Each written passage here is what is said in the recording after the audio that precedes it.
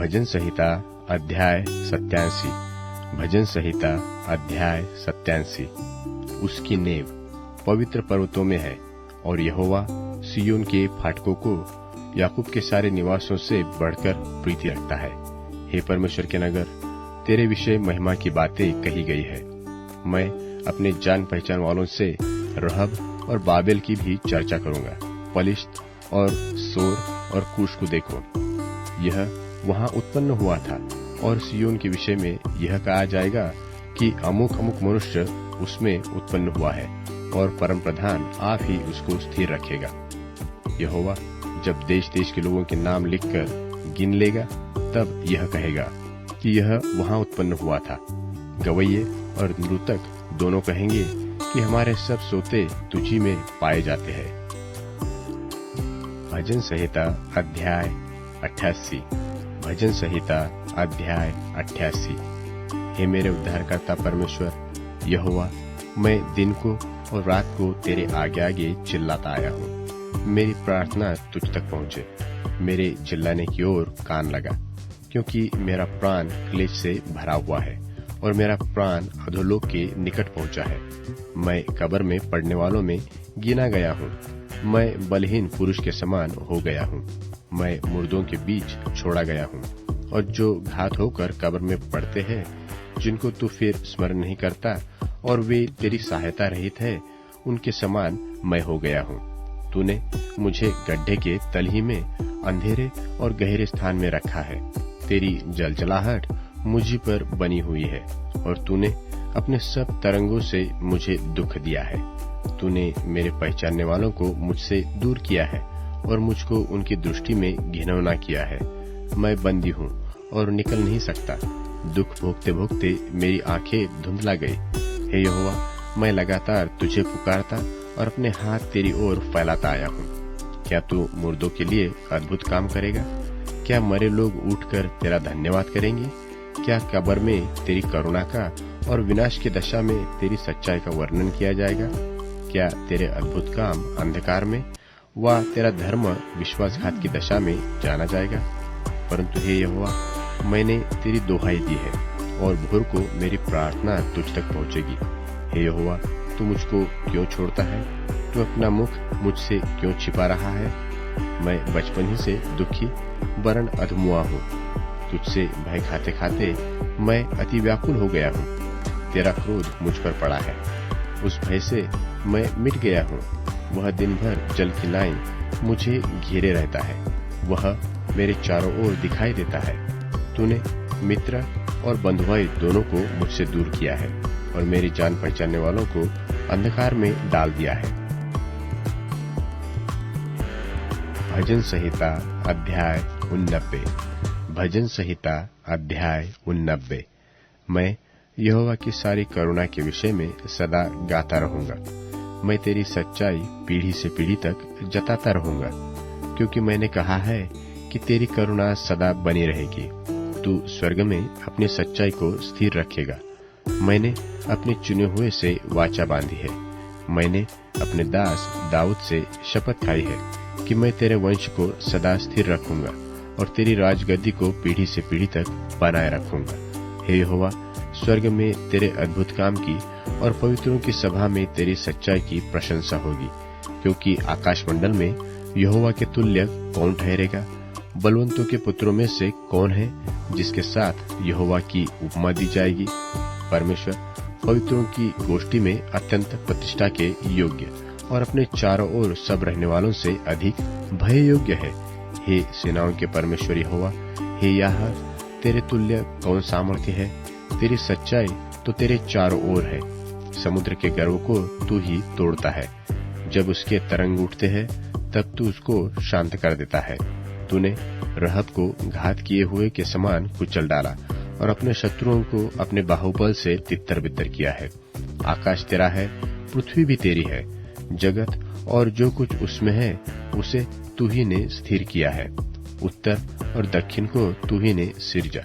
Tabor और Hermon तेरे नाम का जय जयकार करते हैं। तेरी भुजा बलवंत है, तेरा हाथ शक्तिमान और तेरा दाहिना हाथ प्रबल है। तेरे सिंहासन का मूल धर्म और न्याय है। करुणा और सच्चाई तेरे आगे आगे चलती है। क्या ही धन्य है वह समाज जो आनंद के ललकार को पहचानता है। हे यहोवा, वे लोग तेरे मुख्य प्रकाश में चलते हैं। वे तेरे नाम के हेतु दिन भर मगन रहते हैं और तेरे धर्म के कारण महान हो जाते हैं, क्योंकि तू उनके बल की शोभा है और अपनी प्रसन्नता से हमारे सिंग को ऊंचा करेगा। क्योंकि हमारी ढाल यहोवा की ओर से है, हमारा राजा इस्राएल के पवित्र की ओर से है। एक समय तूने अपने भक्त को दर्शन देकर बातें की और कहा कि मैंने सहायता करने का भार एक वीर पर रखा है और प्रजा में से एक को चुनकर बढ़ाया है। मैंने अपने दास दाऊद को लेकर अपने पवित्र तेल से उसका अभिषेक किया है। मेरा हाथ उसके साथ बना रहेगा और मेरी भुजा उसे दृढ़ रखेंगी। शत्रु उसको तंग करने न पाएगा और न कुटिल जन उसको दुख देने पाएगा। और मैं उसके द्रोहियों को उसके सामने से नाश करूंगा और उसके बैरियों पर विपत्ति डालूंगा। परंतु मेरी सच्चाई और करुणा उस पर बनी रहेगी और मेरे नाम के द्वारा उसका सिंग ऊंचा हो जाएगा। और मैं समुद्र को उसके हाथ के नीचे और महानदों को उसके दाहिने हाथ के नीचे कर दूंगा। वह मुझे पुकार कर कहेगा कि तू मेरा पिता है, मेरा परमेश्वर और मेरे बचने की चट्टान है।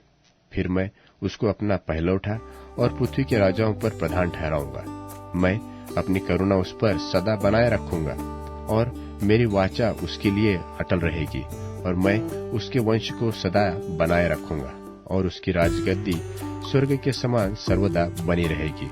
यदि उसके वंश के लोग मेरी व्यवस्था को छोड़े और मेरे नियम के अनुसार न चले, यदि वे मेरी विधियों को उल्लंघन करें और मेरी आज्ञाओं को न माने, तो मैं उनके अपराध का दंड सोंटों से और उनके अधर्म का दंड कोढ़ों से दूंगा।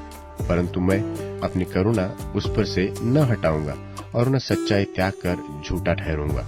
मैं अपनी वाचा न तोड़ूंगा और जो मेरे मुंह से निकल चुका है उसे न बदलूंगा। एक बार मैं अपनी पवित्रता की शपथ खा चुका हूँ। मैं दाऊद को भी धोखा न दूंगा। उसका वंश सर्वदा रहेगा और उसकी राजगद्दी सूर्य की नाई मेरे सन्मुख ठहरेगी। वह चंद्रमा की नाई और आकाश मंडल के विश्वास योग्य साक्षी की नाई सदा बना रहेगा। तो भी तूने अपने अभिषिक्त को छोड़ा और उसे तज दिया और उस पर अति क्रोध किया है। तूने अपने दास के साथ की वाचा से घिनाया और उसके मुकुट को भूमि पर गिराकर अशुद्ध किया है। तूने उसके सब बाड़ों को तोड़ डाला है और उसके गढ़ों को उजाड़ दिया है। सब बटोही उसको लूट लेते हैं और उसके पड़ोसियों से उसकी नामधराई होती है। तूने उसके द्रोहियों को प्रबल किया और उसके सब शत्रुओं को आनंदित किया है। तू उसकी तलवार की धार को मोड़ देता है और युद्ध में उसके पांव जमने नहीं देता। तूने उसका तेज हर लिया है और उसके सिंहासन को भूमि पर पटक दिया है। तूने उसकी जवानी को घटाया और उसको लज्जा से ढांप दिया है। हे यहोवा, तू कब तक लगातार मुंह फेरे रहेगा?